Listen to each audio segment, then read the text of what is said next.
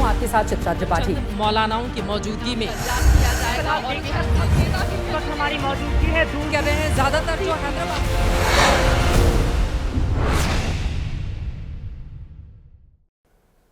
Orient Bell tiles studio से आप देख रहे हैं एबीपी न्यूज। नमस्कार, एबीपी न्यूज पर सभी दर्शकों का बहुत बहुत स्वागत है। मैं हूं आपके साथ चित्रा त्रिपाठी।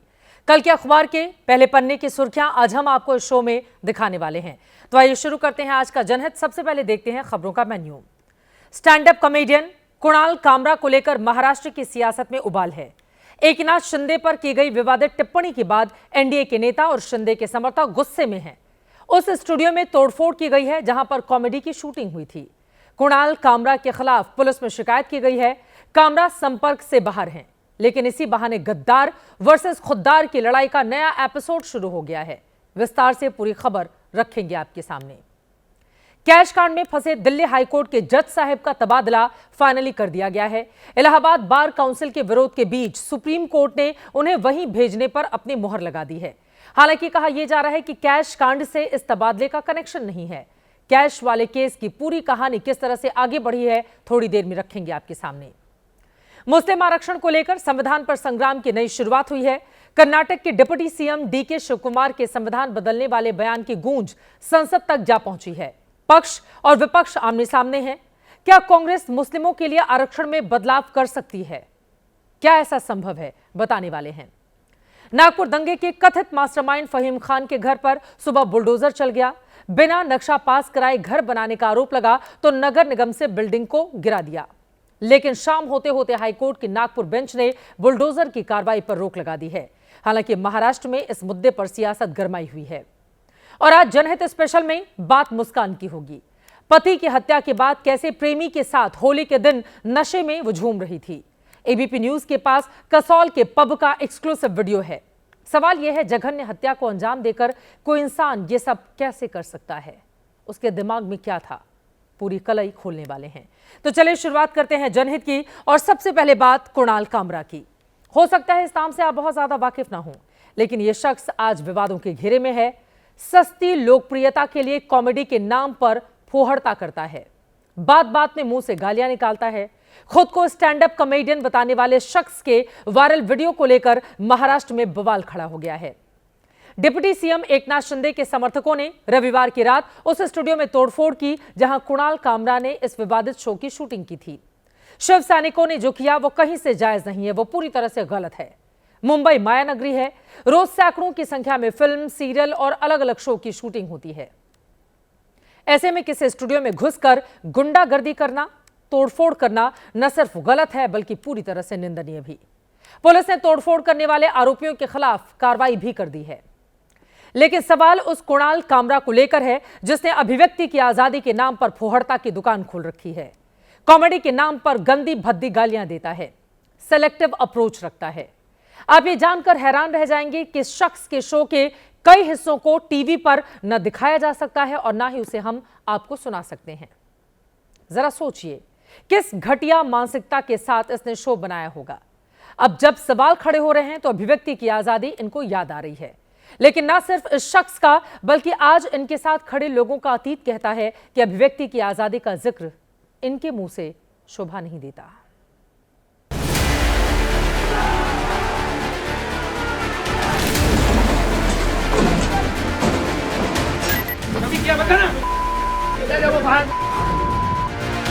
कुर्सियां पटक पटक कर तोड़ी जा रही हैं।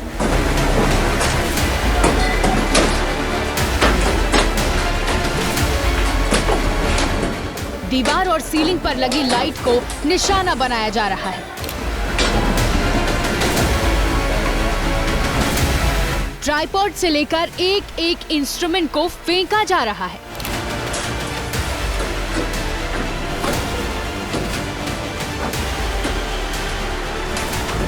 ये तस्वीरें मुंबई के खार स्थित यूनिकॉन्टिनेंटल होटल की हैं। यहाँ मौजूद स्टूडियो को वीरान कर दिया गया है। इस घटना को समझने के लिए पहले तोड़फोड़ से ठीक पहले का वीडियो देखिए। स्टूडियो में शो चल रहा था। दर्शकों की भीड़ कुर्सियों पर बैठी हुई थी। तभी वहां भगवा पटका पहने हुए कई लोग पहुंचते हैं। पटके पर तीर कमान का निशान शिंदे की शिवसेना से इनकी पहचान करवा रहा है।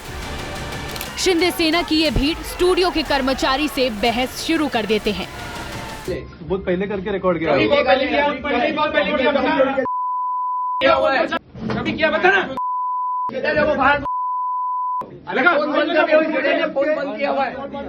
जैसे इधर लाया था वैसे इधर लेके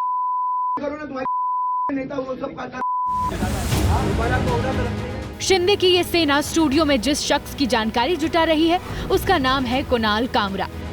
दरअसल इसी स्टूडियो में stand up comedian Kunal Kamra का शो हुआ था। कल रात करीब 8 बजे कुणाल कामरा ने शो की रिकॉर्डिंग का एक हिस्सा सोशल मीडिया पर शेयर किया। इस वीडियो में बिना नाम लिए डिप्टी सीएम एकनाथ शिंदे पर टिप्पणी की गई थी। थाने की रिक्शा, चेहरे पे दाढ़ी, आंखों में चश्मा, हाय एक झलक दिखलाए, कभी गुवाहाटी में छुप जाए, मेरी नजर से तुम देखो गद्दार नजर वो आए। 2 मिनट 1 सेकंड का वीडियो सोशल मीडिया पर आग की तरह फैल गया। शिंदे की सेना सीधे स्टूडियो के पते पर खार पहुंच गई। पहले स्टूडियो कर्मचारियों से कुणाल कामरा के बारे में पूछताछ की। शिंदे सेना जवाब से संतुष्ट नहीं हुई तो वहां चल रहे दूसरे शो को रुकवाया गया और वहां मौजूद दर्शकों को तत्काल प्रभाव से वापस भेजा गया। फिर कुणाल कामरा पर गुस्से का जो उबाल था उसे स्टूडियो में सब कुछ इस तरह निकाला गया। स्टूडियो में मौजूद एक एक चीज को चुन चुन कर तोड़ा गया। यही वो स्टूडियो है जहां इंडियाज गॉट लेटेंट जैसे विवादित शो भी शूट हो चुके हैं। शिवसेना के जिन कार्यकर्ताओं ने स्टूडियो में ये तोड़फोड़ मचाई उन्हें हिरासत में लिया गया। फिलहाल अभी सभी आरोपियों को जमानत पर छोड़ दिया गया है। खार पुलिस स्टेशन ने एक्शन लिया और एक्शन लेते हुए शिव सैनिकों को गिरफ्तार किया है। लगभग 40 शिव सैनिकों के खिलाफ एफआईआर दर्ज किया गया था। इसमें से 11 शिवसेना के कार्यकर्ताओं को गिरफ्तार किया गया है। स्टूडियो में हुई तोड़फोड़ को कुछ लोग फ्रीडम ऑफ स्पीच पर हमला बता रहे हैं, कुणाल के पक्ष में खड़े हो रहे हैं। लेकिन दूसरे पक्ष की तरफ से कुणाल कामरा के पुराने वीडियो भी सर्कुलेट किए जा रहे हैं जिसमें वो अभिनेत्री कंगना के घर चले बुलडोजर पर मजे लेते नजर आ रहे हैं। उसके इच्छा के अनुसार बीएमसी ने बुलडोजर चलाए, करेक्ट, उखाड़ दिया। तो जो हुआ उसका रिपोर्टिंग सामना में हुआ, उखाड़ दिया। झूठ तो नहीं है ना, तो ठीक है। आपको क्यों दुख हो रहा है? नहीं, मुझे तो दुख नहीं हो रहा है। मैं रिवाइंड फॉरवर्ड करके वीडियो बहुत बार देखा। ठीक है, कर लो आप। दुख नहीं हुआ मेरे को, तो देखते रहो आप। मेरे को अच्छा लगा, अच्छा किया। 5 साल पहले कंगना रनौत के घर पर बुलडोजर चलने पर कुणाल कामरा को अच्छा लगा था। तब कंगना पर हुई कार्रवाई भी उद्धव ठाकरे पर की टिप्पणी के बाद हुई थी। 5 साल बाद समय का काल चक्र घुमा और किरदार कंगना से बदलकर कुणाल कामरा पर शिफ्ट हो चुका है। कुणाल ने खार के जिस स्टूडियो में इस विवादित शो की शूटिंग की उसकी छत पर अवैध निर्माण को हथौड़ा से तोड़ा गया है। वैसे ज्यादा पुरानी बात नहीं है। नवंबर महीने में ही महाराष्ट्र में विधानसभा का चुनाव था। उद्धव ठाकरे ने गद्दार वर्सेस खुद्दार का नारा प्रचार में बुलंद किया। शिंदे और उनकी पार्टी को टारगेट किया। जनता ने अपना फैसला सुनाया। शिंदे को उद्धव से ज्यादा सीटें मिली, ज्यादा वोट भी मिले। मतलब जनता की अदालत ने बता दिया कि जिस सिद्धांत को लेकर बालासाहब ठाकरे ने शिवसेना बनाई थी उस शिवसेना के वारिस, उस हिंदुत्व के हीरो एकनाथ शिंदे हैं, न कि उद्धव ठाकरे। लेकिन 4 महीने के बाद उद्धव के शुभचिंतक stand up comedian Kunal Kamra ने गद्दार खुद्दार की चर्चा फिर से छेड़ दी। शिंदे को टारगेट करते हुए कुणाल कामरा ने जो शब्द कहे हैं उसका पोस्टमार्टम करती हुई अब अगली रिपोर्ट। थाने की रिक्शा, चेहरे पे दाढ़ी, आंखों में चश्मा, हाय। बिना नाम लिए डिप्टी सीएम एकनाथ शिंदे पर की गई टिप्पणी का ये वायरल वीडियो 2 मिनट 1 सेकंड का है। थाने की रिक्शा, चेहरे पे दाढ़ी, आंखों में चश्मा, हाय। इसी टिप्पणी पर शिंदे के शिव सैनिकों का रविवार की रात गुस्सा भड़का। स्टूडियो में तोड़फोड़ हुई।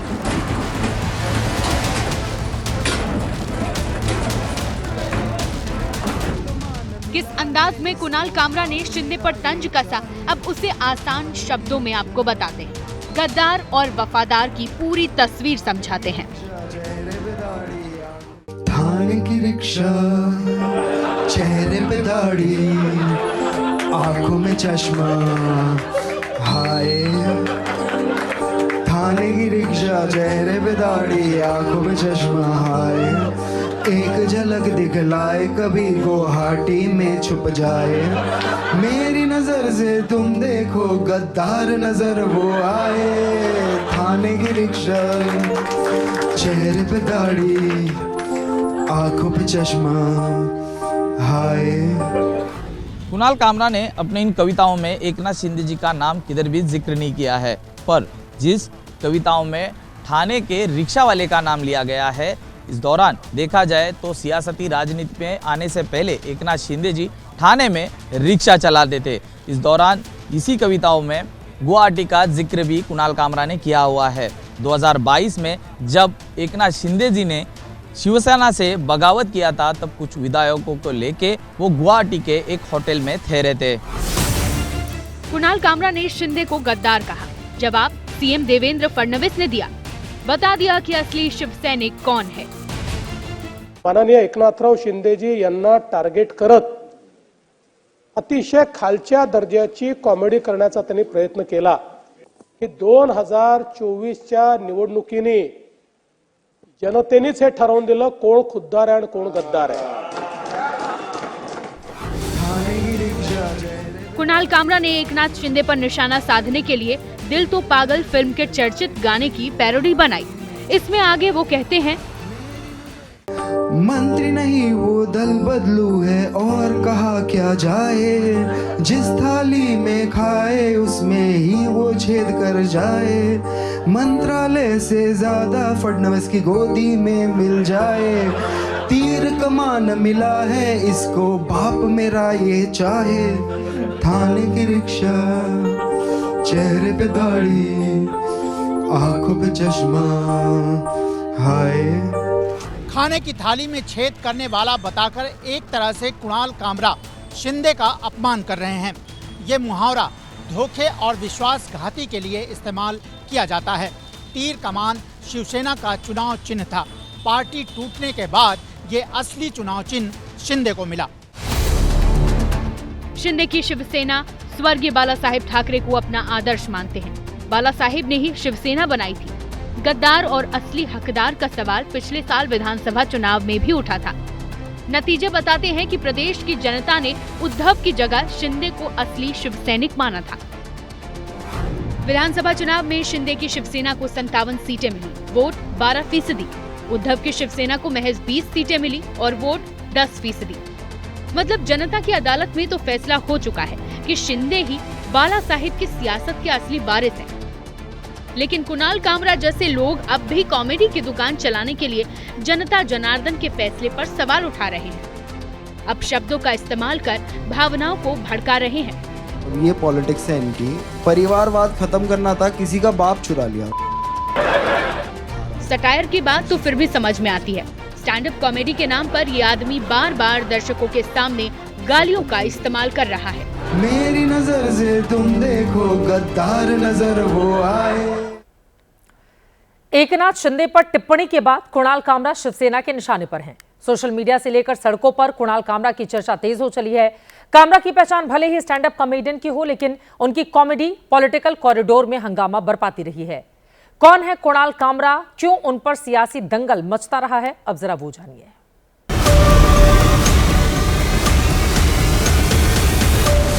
नेता प्रतिपक्ष राहुल गांधी, एनसीपी शरद की सुप्रिया सुले, शिवसेना उद्धव के संजय राउत और प्रियंका चतुर्वेदी से उनकी करीबी है। कामरा के साथ नजर आ रहे ये सारे के सारे नेता इस वक्त दिल्ली से लेकर मुंबई तक की सियासत में विपक्ष में बैठे हैं। स्टूडियो में हुई तोड़फोड़ पर कुणाल कामरा का ये पहला रिएक्शन भी विपक्षी स्टाइल में था। कामरा ने सोशल मीडिया पर रात 12 बजे तस्वीर पोस्ट की, जिसमें हाथों में संविधान की लाल किताब दिखाई दे रही है। संविधान की प्रतिलिपि दिखाने वाली कुणाल कामरा की ये तस्वीर नेता प्रतिपक्ष राहुल गांधी की तस्वीरों से काफी मेल खाती है। राहुल गांधी भी कई मौकों पर संविधान की किताब दिखाते नजर आते हैं। कुणाल कामरा की ये तस्वीर शो के खत्म होने से ठीक पहले की है। शो से शायद कुणाल को भी विवाद खड़े होने का अंदाजा था, इसलिए शो खत्म होते ही उन्होंने संविधान का जिक्र किया। This is the constitution of India. This is what allows me to do what I do.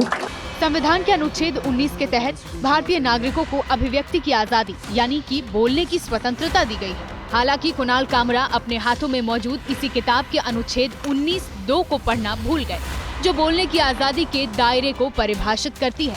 ऐसे में कोई भी बयान अभिव्यक्ति की आजादी के नाम पर जायज नहीं ठहराए जा सकते, जो भारत की संप्रभुता और अखंडता के लिए खतरा हो, जो राज्य की सुरक्षा को खतरा पहुंचाए, जो मैत्रीपूर्ण संबंध बिगाड़ दे, जो सार्वजनिक व्यवस्था को खराब कर दे, जिससे अदालत की अवमानना हो, जिससे किसी की मानहानि हो और बयान से अपराध को बढ़ावा मिलता है। लेकिन अनुच्छेद 19 के एक ही हिस्से को आधार बनाकर कामरा ने संविधान के सुर बुलंद कर दिए। वैसे कामरा राहुल गांधी की राजनीति के मुरीद नए नहीं हैं। एक तरफ राहुल गांधी और दूसरी तरफ कुणाल कामरा। ये तस्वीरें दिसंबर 2022 की हैं, जब भारत जोड़ो यात्रा राजस्थान से गुजर रही थी। तब यात्रा में राहुल के साथ कुणाल कामरा भी शामिल हुए थे। कामरा ने खुद तस्वीर पोस्ट कर बताया था कि वो करीब हफ्ते भर यात्रा में रहे। कामरा ने तब कहा था कि सिर्फ निष्पक्ष होना ही नहीं, सत्ता के खिलाफ खड़ा होना भी लोकतंत्र है। यानी कामरा खुद अपना पॉलिटिकल स्टैंड साफ कर चुके हैं। बीते कई सालों से उनके व्यंग भी सत्ता पक्ष के खिलाफ सुनाई देते हैं। शिंदे सेना ने भी जब कुणाल कामरा के खिलाफ शिकायत दर्ज कराई, तो साथ में राहुल गांधी, आदित्य ठाकरे और संजय राउत के खिलाफ मुकदमा दर्ज करने की मांग की है।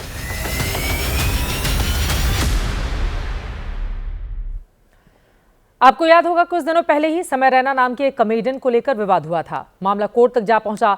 अब कुणाल कामरा ने अपनी कॉमेडी से नया बखेड़ा शुरू कर दिया है, जिसके बाद फिर से वही सवाल खड़ा हो गया है कि फ्रीडम ऑफ स्पीच की क्या कोई सीमा है, या हास्य व्यंग के नाम पर किसी पर कभी भी कोई भी विवादित टिप्पणी करने के लिए पूरी तरह से आजादी है। थाने की रिक्शा, चेहरे पे दाढ़ी, आंखों में चश्मा, हाय। एकनाथ शिंदे पर कामरा की विवादित टिप्पणी के बाद फिर से ये बहस छिड़ गई है कि व्यंग के जरिए किसी की आलोचना और बेलगाम होती कॉमेडी के बीच का फर्क दरअसल है क्या। शिंदे के शिव सैनिकों ने स्टूडियो में तोड़फोड़ करके कुणाल कामरा को संदेश दे दिया कि अपने नेता पर टीका टिप्पणी शिव सैनिकों को नागवार है। लेकिन शिंदे पर कामरा के कटाक्ष से सुकून महसूस कर रही उद्धव की शिवसेना खुलकर कुणाल कामरा के बचाव में उतर आई। कुणाल कामरा ने, मुझे नहीं लगता कुछ गलत कहा है। गद्दारों को गद्दार करना ये किसी पर हमला करने की बात नहीं है। जो गद्दार है वो गद्दार है। मिर्ची क्यों लगी? क्योंकि नाम तो किसी का लिया नहीं है, वो किसी के बारे में ही बोलता होगा। कारण ही था, अगर खुद चोर नहीं है, खुद गद्दार नहीं है, तो क्या कारण था कि कल उन्होंने तोड़फोड़ की? कितने बार हम पे बातें की है, कितने बार सारे लोगों पे की है कि बात कुछ अलग मिर्ची लगाने वाली बात थी, ऐसे ही रिएक्शन है। कुणाल कामरा ने टिप्पणी एकनाथ शिंदे पर की, जिसके बाद एफआईआर और कानूनी कार्रवाइयां शुरू हो चुकी हैं। लेकिन स्टैंड अप कॉमेडी को लेकर उपजे विवाद के बाद विपक्ष कुणाल कामरा के पीछे खड़ा होने लगा है। जो अपने पार्टी के साथ नहीं रह सके, धोखा जिन्होंने दिया, अपने रियल पार्टी को छोड़ दिया, उनसे आप और क्या एक्सपेक्ट कर सकते हैं। लेकिन बीजेपी और शिंदे की शिवसेना का आरोप है कि कुणाल कामरा ने उद्धव गुट के कहने पर कॉमेडी की लक्ष्मण रेखा पार कर दी। कुणाल कामरा ने यह समय चुना ठाकरे गुट के कहने पर, क्या कारण है? अब समय आ गया है वो जहां दिखे उसके मुंह को कालीन पोंछने का। एकनाथ शिंदे के खिलाफ विवादित टिप्पणी के मामले में पुलिस और प्रशासन का एक्शन शुरू हो चुका है। लेकिन उद्धव ठाकरे की पार्टी इसे अभिव्यक्ति की आजादी पर हमला कह रही है। कुणाल कामरा ने क्या गलत कहा है मुझे बताइए। सबका अधिकार है बोलने का। जब तक आप अपनी मर्यादा और अपनी हद पार नहीं करते, तब तक हम आपके साथ रहेंगे। आपके पास कानून है, आप कानून के तहत कार्रवाई करो। आप कानून हाथ में लेकर इस प्रकार से लोगों को मारपीट नहीं कर सकते। वैसे अभिव्यक्ति की आजादी वो हथियार है जिसका सुविधा के हिसाब से पक्ष और विपक्ष इस्तेमाल करता है। ये वही संजय राउत हैं जिनकी सरकार ने अभिनेत्री कंगना रनौत के दफ्तर पर तब बुलडोजर चलवा दिया था जब उद्धव की सरकार थी। उस वक्त कामरा और संजय राउत को बुलडोजर का ये खिलौना पसंद आ रहा था। और ये जो क्या बोलता है उसको, जेसीबी, उसको पद्मश्री मिलने वाला है। हाँ। और नहीं सकता। करेक्ट। इलीगल काम के लिए चीजों की बहुत जरूरी होती है। कंगना के दफ्तर पर चले बुलडोजर से कामरा और संजय राउत दोनों खुश थे। अब बात अलग है, संजय राउत विपक्ष में हैं तो अभिव्यक्ति की आजादी याद आ रही है। वैसे एक बात इस देश की राजनीति में जो स्पष्ट है वो ये कि सत्ता में जो भी रहता है वो अभिव्यक्ति की आजादी को गुलाम बनाने की कोशिश करता है, बोलने की आजादी पर अंकुश लगाता है और कार्रवाई करता है। यूपी, बिहार से लेकर महाराष्ट्र, तेलंगाना और कर्नाटक में दर्जनों ऐसे मामले देश देख चुका है। महाविकास अघाड़ी कुणाल कामरा पर सियासी हमले को अभिव्यक्ति की आजादी के खिलाफ बता रहा है, लेकिन ये स्टैंड सियासत से प्रेरित ज्यादा लगता है। इतिहास के पन्नों को पलटें और बात सिर्फ महाराष्ट्र की ही ना करें तो साल 1947 के बाद पंडित जवाहरलाल नेहरू के खिलाफ मशहूर शायर मजरूह सुल्तानपुरी ने किताब पढ़ी थी। इसके लिए उन्हें 2 साल की सजा हो गई थी। कविता पढ़ी थी उन्होंने जिसमें हिटलर से तुलना की थी। जवाहरलाल नेहरू की 2 साल जेल में रहे थे। साल 2020 में ही अभिनेत्री कंगना रनौत ने तत्कालीन सीएम उद्धव ठाकरे पर टिप्पणी की थी। अगले ही दिन बीएमसी ने कंगना के दफ्तर पर बुलडोजर चला दिया था। दोनों ही स्टोरी महाराष्ट्र की मुंबई की बता रहे हैं।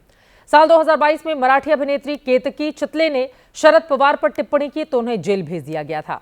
और अब कुणाल कामरा ने डिप्टी सीएम शिंदे पर पैरोडी गाना गाया तो समर्थकों ने स्टूडियो में तोड़फोड़ कर दी। तोड़फोड़ को कतई जायज नहीं बताया जा सकता, लेकिन बाप और गद्दार जैसे शब्दों का जिक्र भी कतई ठीक नहीं है। फिलहाल इस विवाद पर सियासत लगातार जारी है। आगे बढ़ते हुए अगली बड़ी खबर का हम रुख करेंगे। अब दिल्ली हाईकोर्ट के जज के कथित कैश कांड की बात कर लेते हैं। जस्टिस वर्मा के घर पर मिले जले कैश की जांच के बीच सुप्रीम कोर्ट कॉलेजियम ने उनका ट्रांसफर इलाहाबाद हाईकोर्ट में करने की सिफारिश की। इस बीच प्रयागराज के वकील उनके ट्रांसफर के विरोध में कल से प्रदर्शन करने वाले हैं। जज साहब के घर से मिले इन जले हुए नोटों की मिस्ट्री के बीच आखिरकार वही हुआ जिसकी चर्चा पहले दिन से थी, यानी जज साहब का ट्रांसफर। सुप्रीम कोर्ट के कॉलेजियम ने एक नोटिफिकेशन जारी कर बताया कि 20 और 24 मार्च को हुई कॉलेजियम की मीटिंग में फैसला लिया गया है कि जस्टिस यशवंत वर्मा का दिल्ली हाई कोर्ट से इलाहाबाद हाई कोर्ट ट्रांसफर किया जाए। हालांकि सुप्रीम कोर्ट ने पहले ही साफ किया था कि जस्टिस वर्मा के तबादले का कैश कांड से कोई लेना देना नहीं है। तबादले की प्रक्रिया पहले से जारी थी। इधर जस्टिस वर्मा को इलाहाबाद हाईकोर्ट भेजे जाने की संभावनाओं के बीच प्रयागराज के वकील अभी भी गुस्से में हैं। इनका ट्रांसफर यहाँ नहीं होना चाहिए। परमिशन ग्रांट करें, सीबीआई और ईडी से इन्वेस्टिगेशन हो इनकी। तीसरा है कि इनके सारे जजमेंट्स की स्क्रूटनी की जाए। दिल्ली हाईकोर्ट में भी जस्टिस वर्मा के कामकाज पर ब्रेक लगा दिया गया है। जिन मामलों पर उन्हें सुनवाई करनी थी वो दूसरे जजों को सौंप दिए गए। जो मामले पहले से उनकी कोर्ट में थे उनकी सुनवाई टाल दी गई। सूत्रों के मुताबिक जस्टिस के घर हुए कथित कैश कांड पर आने वाले दिनों में सियासत भी हावी होने वाली है। सूत्रों के मुताबिक संसद में जस्टिस वर्मा के खिलाफ मानहानि का प्रस्ताव पेश करने को लेकर विपक्ष रणनीति बना रहा है। मानहानि प्रस्ताव का नोटिस लोकसभा अध्यक्ष को सौंपा जा सकता है और इस तरह का प्रस्ताव देने के लिए कम से कम 100 सांसदों के हस्ताक्षर की जरूरत होती है। फिलहाल विपक्ष के पास इतने नंबर हैं कि वो इस तरह का प्रस्ताव ला सके। बहरहाल सुप्रीम कोर्ट की ट्रांसफर वाली सिफारिश से जस्टिस वर्मा को राहत जरूर मिली होगी, लेकिन चुनौती अब ये है कि जिस कोर्ट में वो जाने वाले हैं वहां के वकील उनके विरोध में अभी से खड़े हैं। अभी ये भी साफ नहीं है कि अगर केंद्र सरकार उनके ट्रांसफर की सिफारिश मान लेती है तो इलाहाबाद हाई कोर्ट में वो न्यायिक काम कर सकेंगे या नहीं। और अब बात संविधान के नाम पर एक बार फिर संसद में सत्ता पक्ष और विपक्ष के बीच हुए टकराव की। मामला कर्नाटक में बनाए गए मुस्लिम आरक्षण कानून से जुड़ा है, जिसके बाद कर्नाटक के डिप्टी सीएम डीके शिवकुमार ने संविधान से जुड़ा एक बयान दे दिया जिसमें मुस्लिम आरक्षण को लेकर संविधान बदलने का जिक्र है। कैसे इस मुद्दे को लेकर दिन भर राजनीति जारी रही है, अब उसको बताती हुई ये अगली रिपोर्ट देखिए। संविधान रक्षा करने की बात हमने की है और उसके लिए हम किसी कीमत पर भी संविधान की रक्षा हम करेंगे। और यहाँ बाबा साहब का फोटो लेकर के आप नाटक करते हो। कांग्रेस पार्टी बाबा साहब का नाम को लेकर के संविधान किताब को जेब में हाथ में लेकर के नाटक करते हो। संसद में सत्ता सत्ता पक्ष और विपक्ष के बीच भिड़ंत का मुद्दा था संविधान, लेकिन इस टकराव की असल वजह है आरक्षण पर कर्नाटक के डिप्टी सीएम डीके शिव कुमार का बयान। दरअसल बीते शुक्रवार को कर्नाटक की कांग्रेस सरकार ने विपक्ष के तमाम विरोध के बीच राज्य में मुसलमानों को सरकारी ठेकों में 4% आरक्षण देने वाला एक बिल पास कर दिया। इसी मुद्दे पर एक कार्यक्रम के दौरान कर्नाटक के डिप्टी सीएम डीके शिव कुमार से सवाल पूछा गया। संविधान में मजहब के आधार पर आरक्षण की इजाजत नहीं है, तो कर्नाटक में ऐसा कानून क्यों बनाया गया? जिसके जवाब में डीके शिव कुमार ने कह दिया, देखते हैं, इंतजार करते हैं, कोर्ट से जो भी फैसला आएगा। हमने कुछ शुरू किया है, मुझे पता है कि सब कोर्ट जाएंगे, हमें एक अच्छे दिन का इंतजार करना होगा और वो दिन आएगा। बहुत सारे बदलाव हैं, संविधान बदल रहा है और ऐसे फैसले हैं जो संविधान को बदल देते हैं। आरक्षण और संविधान पर डीके शिव कुमार के इसी बयान पर संसद में बीजेपी और कांग्रेस के बीच बवाल मच गया। चीफ मिनिस्टर ने स्टेटमेंट दिया है हाउस में कि जरूरत पड़ेगी तो हम संविधान को भी बदलेंगे, और ये लोग बड़े संविधान के रक्षक बनते हैं और ये लोग संविधान की रक्षा करने की बात सारे देश को बताते हैं, ढोल पीटते हैं, वो संविधान की धज्जियां उड़ाते हैं। ऐसी कोई बात कर्नाटक के मिनिस्टर ने नहीं कहा। संविधान बदलने की बात कोई नहीं कहा, कोई नहीं भी कहेगा हमारे तरफ से। अगर कुछ होगा संविधान बदलने की बात जो बार बार आती है, उधर से आती है, उधर से नहीं। हालांकि खरगे के बचाव से बात नहीं बनी, तो अपने बयान पर सफाई देने के लिए डीके शिव कुमार खुद सामने आए। कह दिया कि बयान को गलत तरीके से पेश किया गया है। I have not said that we are going to change the constitution or not that. Whatever they are quoting is wrong. They are miscarrying it. I am categorically telling that we are a national party. We know what is the constitution. I will take a breach of privilege on this. I will fight out a case. They are misquoting me. I have not quoted out anything on this.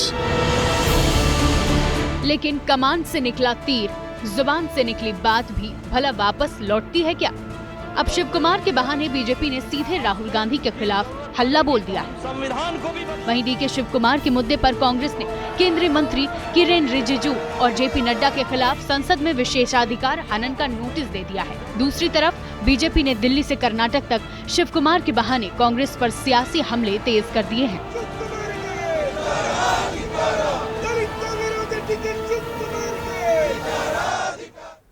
आगे बढ़ते हुए लेकर चलते हैं आपको महाराष्ट्र, जहां की सरकार नागपुर में हुए दंगाइयों के खिलाफ एक्शन तेज कर रही है। योगी मॉडल की तर्ज पर महाराष्ट्र में भी बुलडोजर एंट्री ले चुका है। मास्टरमाइंड फहीम खान के घर के अवैध निर्माण को गिरा दिया गया। हालांकि बाकी 2 आरोपियों पर बुलडोजर चलता, उसके पहले ही बॉम्बे हाईकोर्ट ने रोक लगा दी।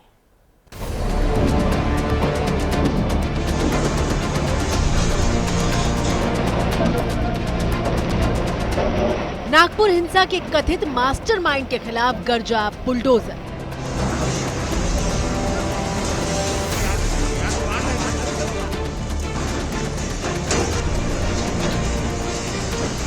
नागपुर को दंगे की आग में झुलसाने वाले नेता के अवैध निर्माण पर नगर निगम की कार्रवाई।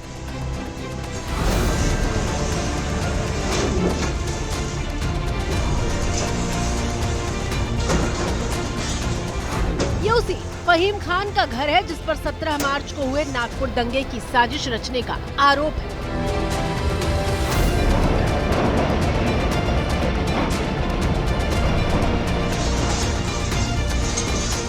नागपुर के संजय बाग इलाके में फहीम का घर है।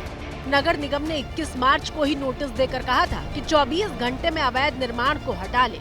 एक दिन बीता और आज नगर निगम का बुलडोजर अवैध कब्जे पर चल पड़ा है।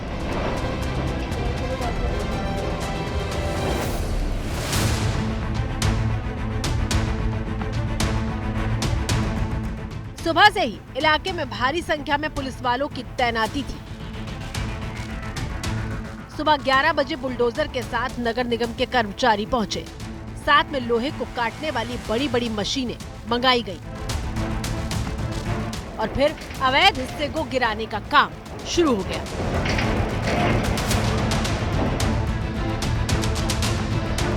नागपुर दंगा केस में 100 से ज्यादा आरोपी गिरफ्तार हो चुके हैं, लेकिन दंगा केस में ये पहला मामला है जिसमें आरोपी के घर बुलडोजर चला है।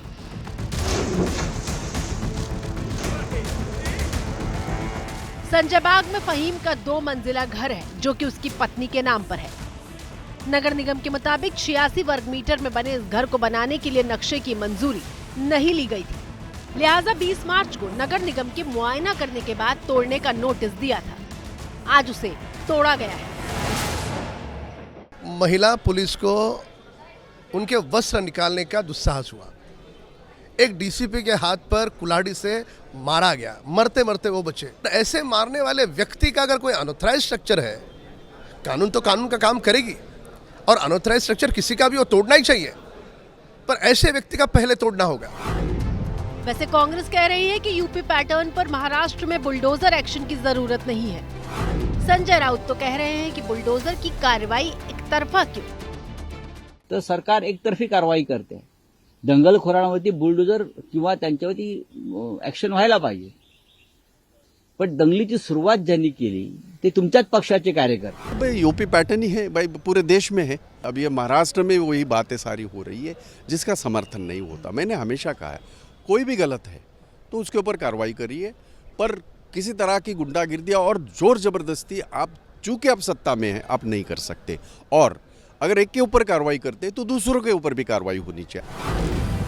असल में फहीम माइनॉरिटी डेमोक्रेटिक पार्टी का नेता है। 17 मार्च को दंगे वाली रात फहीम ने शिवाजी प्रतिमा और गणेश पेठ थाने के बाहर भीड़ को भड़काया था। उस दिन थाने के बाहर फहीम के नेतृत्व में भीड़ ने धार्मिक नारेबाजी की थी। माना जा रहा है कि फहीम ने भी गलत जानकारी वायरल करके नागपुर को सुलगाया, जिसके बाद नागपुर में दंगे हुए। अब महाराष्ट्र में जब से योगी मॉडल की एंट्री हुई है उसके बाद से ही लगातार वहां पर सियासत गर्म है। इन सब के बीच जनहित में इस वक्त की बड़ी खबर आ रही है, सीधे उसका हम रुख करने वाले हैं। 30 मार्च को पीएम मोदी नागपुर में आरएसएस के हेडक्वार्टर जाने वाले हैं। नागपुर के रेशमबाग में आरएसएस का मुख्यालय है। पीएम मोदी वहां पर जाने वाले हैं और प्रधानमंत्री बनने के बाद यह पहला मौका होगा जब नरेंद्र मोदी आरएसएस के दफ्तर जाएंगे 30 मार्च को। सीधे चलते हैं, मेरी सहयोगी पॉलिटिकल एडिटर मेघा प्रसाद इस वक्त हमारे साथ जुड़ चुकी हैं। मेघा, क्या कार्यक्रम है प्रधानमंत्री का? 11 साल में पहली बार आरएसएस दफ्तर जा रहे हैं प्रधानमंत्री नरेंद्र मोदी। जी चित्रा, ये बहुत बड़ी खबर है क्योंकि 11 साल में पहली बार प्रधानमंत्री रेशम बाग जाएंगे। रेशम बाग जो आरएसएस का हेडक्वार्टर्स है नागपुर में। सबसे पहले चित्रा मैं आपको उनका स्केड्यूल बता दूं, जो स्केड्यूल हमारे पास अभी एक्सक्लूसिव जानकारी है जो एबीपी न्यूज़ के पास आई है। प्रधानमंत्री लगभग 8:30 बजे सुबह 30 मार्च को नागपुर में लैंड करेंगे और उनका पहला स्टॉप ही स्मृति मंदिर है। स्मृति मंदिर जो कि रेशम बाग में है। अब स्मृति मंदिर की क्या इंपॉर्टेंस है वो मैं आपको समझाती हूँ, लेकिन स्केड्यूल आगे बढ़ती हूँ। स्मृति मंदिर में 9 बजे के आसपास प्रधानमंत्री पहुंचेंगे। उसके तुरंत बाद और बहुत छोटी और ब्रीफ सी फंक्शन होगी स्मृति मंदिर में।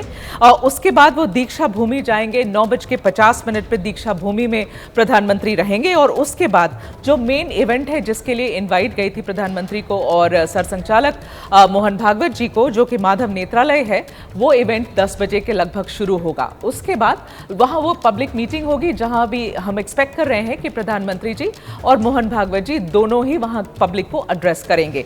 उसके बाद चित्रा, जो हमें बताया जा रहा है, एक डिफेंस इंस्टॉलेशन है नागपुर से 40 किलोमीटर दूर, वहां भी प्रधानमंत्री जाएंगे और उसके बाद उनकी इवेंट नागपुर का जो दौरा है वो खत्म होगा। 1:35 के आसपास वो नागपुर से निकलेंगे। शायद छत्तीसगढ़ भी उसी दिन जाएंगे।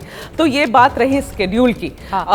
मेघा, 6 महीने के बाद आरएसएस अपने स्थापना के 100 वर्ष पूरे करने जा रहा है। ऐसे में नरेंद्र मोदी का 11 सालों के बाद पहली बार पीएम पद के तौर पर, प्रधानमंत्री के तौर पर आरएसएस दफ्तर जाना, इसके मतलब मायने किस रूप में समझे जाएं? जी चित्रा, मतलब मायने मुझे लगता है यहाँ इसकी इम्पोर्टेंस इतनी ज़्यादा है क्योंकि 11 साल में प्रधानमंत्री पहली बार, ये एक बात है। दूसरी बात है प्रधानमंत्री के तौर पर पहली बार वो रेशम बाग जाएंगे, आरएसएस हेडक्वार्टर्स जाएंगे। आपको याद होगा जब उन्होंने प्रधानमंत्री का पदभार संभाला था उसके तुरंत बाद नागपुर का एक दौरा लगा था और बहुत एक्सपेक्टेशंस थी कि प्रधानमंत्री आरएसएस हेडक्वार्टर्स जाएंगे, लेकिन वो हुआ नहीं।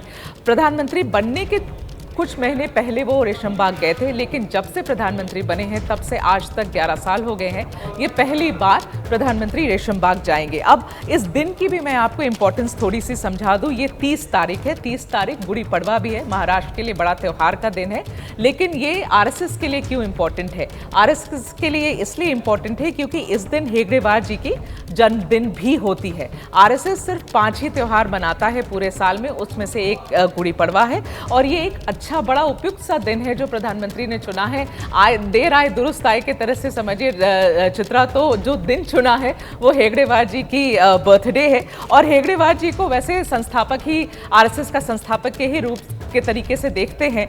तो ये जो स्मृति मंदिर है वो केशव हेगड़ेवार जी की अंतिम संस्कार वो स्मृति मंदिर पे हुई थी। वहाँ बहुत बड़ा स्टैचू है उनका और कांस्य की मूर्ति है हेगड़ेवार जी की, जहाँ पर वो माल्यार्पण करेंगे और पुष्प अर्पण करेंगे। उसके बिल्कुल सामने गुरु गोलवारकर जी का भी अंतिम संस्कार हुआ था। सिर्फ हेगड़ेवार जी और गुरु गोलवारकर जी का ही अंतिम संस्कार ये जो लॉन है, जो मैदान है रेशमबाग का, उसमें हुआ था। ये प्राइवेट लैंड में आरएसएस ने डिसाइड किया है, उसके बाद किसी की भी अंतिम संस्कार वहां नहीं की जाएगी। तो प्रधानमंत्री ने ये जो जगह चुनी है और जो दिन चुना है, गुड़ी पड़वा भी है और बर्थडे भी है, जन्मदिन भी है हेगड़ेवार जी का, तो ये एक बात है। दूसरा, इसकी मायने देखिए, पॉलिटिकल एडिटर हूं तो थोड़ी पॉलिटिकल मायने भी बताना चाहूंगी चित्रा। पिछले 3 महीने में प्रधानमंत्री ने ये तीसरी बार आरएसएस की इतनी तारीफ करी है। आप 2 पॉडकास्ट हुई, निखिल कामत की पॉडकास्ट हुई, अभी एक हाल फिलहाल में एक और पॉडकास्ट हुई, मन की बात में भी उन्होंने कहा। तो 3 महीने में तीसरी बार जो प्रधानमंत्री आरएसएस के बारे में बता रहे हैं और एक तरीके से समझिए संघ के प्रति अपना आदर ही प्रस्तुत कर रहे हैं, बार बार बता रहे हैं कि मैं वजह भी है, वो खुद आरएसएस में रह चुके हैं और यकीनन आरएसएस के लिए भी ये साल काफी ज्यादा महत्वपूर्ण, जब वो 100 वर्ष पूरे करने जा रहे हैं। और इसी के साथ ही साथ आपको बताते चले, आरएसएस का जो भव्य दफ्तर है वो भी दिल्ली में बनकर तैयार हुआ था। नरेंद्र मोदी बतौर प्रधानमंत्री पहली बार मुख्यालय जाएंगे। अब आरएसएस के दफ्तर में पहुंचकर क्या संदेश देते हैं नरेंद्र मोदी, जब वो संबोधित करेंगे आरएसएस के तमाम लोगों को, देश को, उस समय उनकी स्पीच पर सभी की निगाह टिकी रहेगी। और अब बात आज के जनहित मंत्र की। लक्ष्य के आधे रास्ते से कभी ना लौटें, क्योंकि वापस जाने के लिए फिर आधा रास्ता आपको तय करना पड़ेगा। इसी वजह से पीछे मुड़कर देखने की बजाय आगे अपने लक्ष्य की ओर बढ़ते चलें। इसी के साथ जनहित में आज के लिए बस इतना ही।